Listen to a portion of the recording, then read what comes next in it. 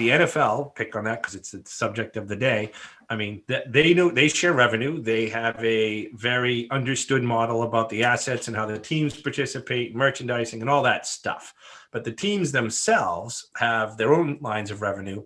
The key part here is that where before you would know who your season ticket holders are, and you kind of knew that, and maybe you reached out to them in a mailing campaign, you're going to have data on your actual fan base at an unprecedented level. And that's going to become your most valuable asset. And then to Christy, but what you do with that, and the teams own that data.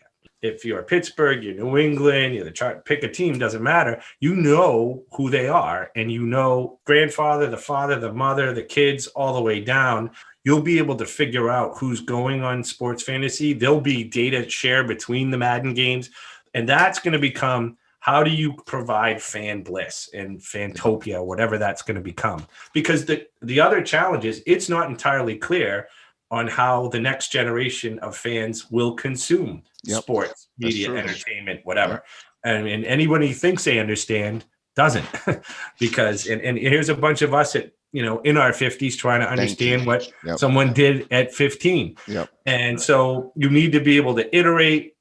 You got the whole Silicon Valley idea of fail faster and barely viable minimum product. But at the same point, you got standards, you got NFL, you got team. But what you'll be able to do just in a simple tailgating aspect, it's going to be crazy. I mean, you're going to be able to have holographic things. You're going to be able to have direct player and coach contact. You'll be able to sit outside in a screen and watch the actual press conference. I mean, where instead of sitting for 3 hours as you exit a parking lot going nowhere, you'll be waiting for your Uber. You won't even have to worry about the driving part. And even those are going to be tricked out with all kinds of internal screens and immersive experiences. So I think if anything, sports are going to be able to connect to their fans in a way that was just literally impossible. And what they'll be able to provide as experiences is up to their imagination to be creative with a crazy palette of technologies available.